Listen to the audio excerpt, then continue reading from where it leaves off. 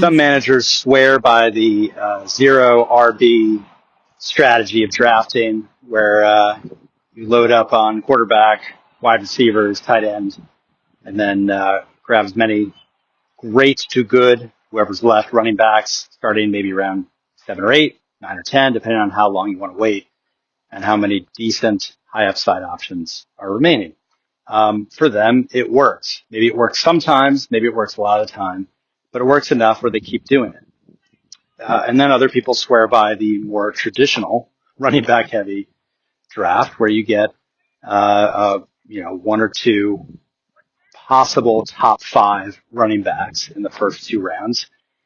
Easier to do when you're picking in the back corner, especially if other people are going heavy on wide receiver, than it is if you pick first or second. So when it comes back to you, then you're looking at maybe the 10th best running back or 12th best, depending on your opponent's preferences. There are others who swear by taking a quarterback early. Take the best quarterback. There was a time several years ago when you would take Travis Kelce in the 2nd or 3rd round, and then you didn't have to worry about tight end. And you had a roughly 4 to 6 point advantage every week at tight end, maybe even more, depending on who you're playing against and what tight end they're throwing at you every single week. That's a big advantage to have at tight end and really at any position. And that isn't that what we're going for. In our drafts, we are trying to get advantages at different positions so that when we face off, we have a certain number of players with higher upside and higher floors than players that our opponents have across most positions. That's ultimately the goal. My position on drafting, snake drafting, and you probably know where I'm going with this, is that none of those are proven to work most of the time. I think anecdotally, they can work. And there are certainly good reasons for people to do what works for them. And I'm not here to tell people how they should draft. I will say this. There's drafting based on the evidence, and there's drafting based on experience.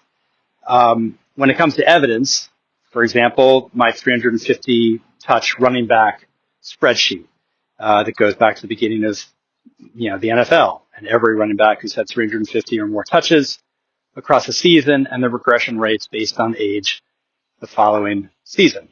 That is statistical. That is, we know that of the 200 or so times that that's happened across NFL history, that there is a certain percentage likelihood of it happening again if trends continue, and therefore drafting based on that is, I think, a pretty good strategy. You're playing the odds. I want to talk for a couple minutes today about why zero RB strategy is not playing the odds, just in a vacuum, and that RB heavy is not playing the odds in a vacuum. Take last year, for example.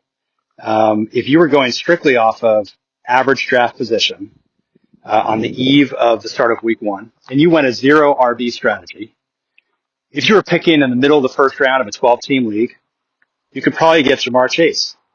I think he was the overall 7 ADP, so you probably could have gotten him. And then coming back down, you probably would have gotten Drake London.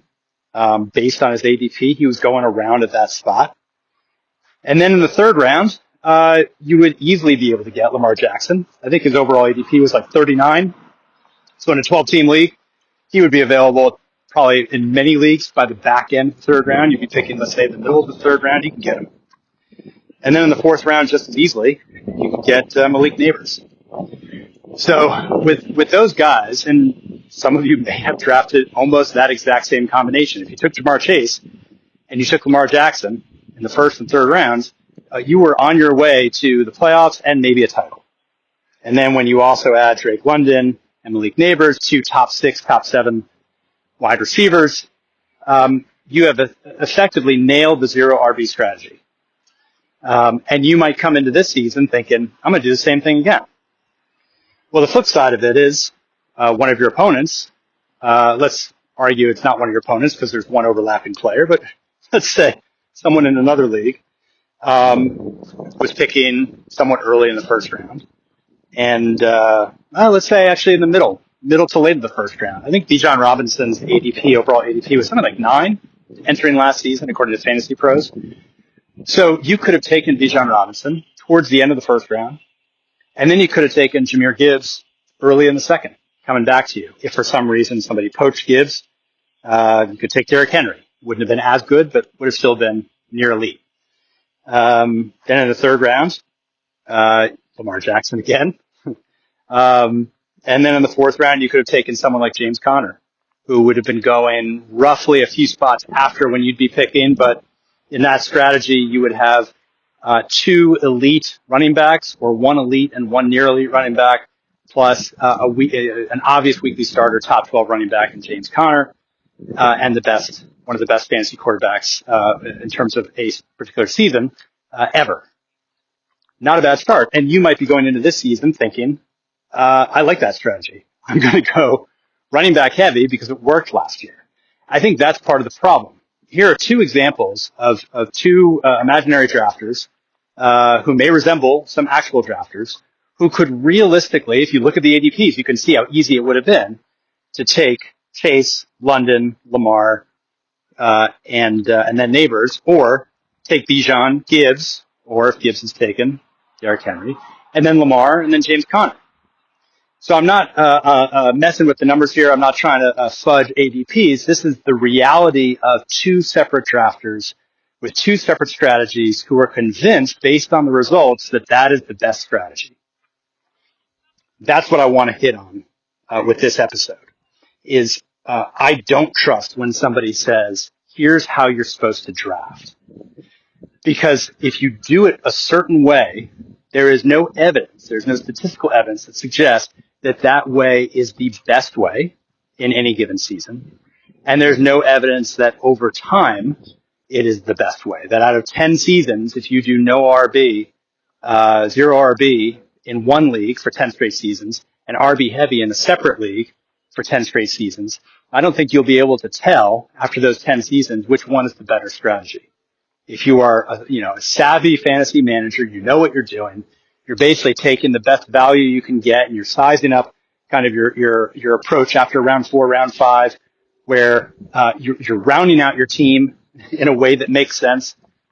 I don't think you'll be able to tell. And yet there are a lot of people out there who swear by their approach. And I think that, again, that's fine.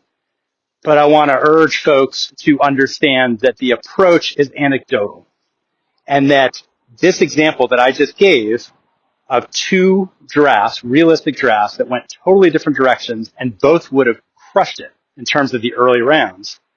Swap out Bijan for Saquon Barkley. I mean, Barkley was going, I think around the same 6, 7, 8 or something like that last year. I might have fudged it with Bijan Robinson. He might have been like the 4 or 5 ADP, and Barkley might have been 9.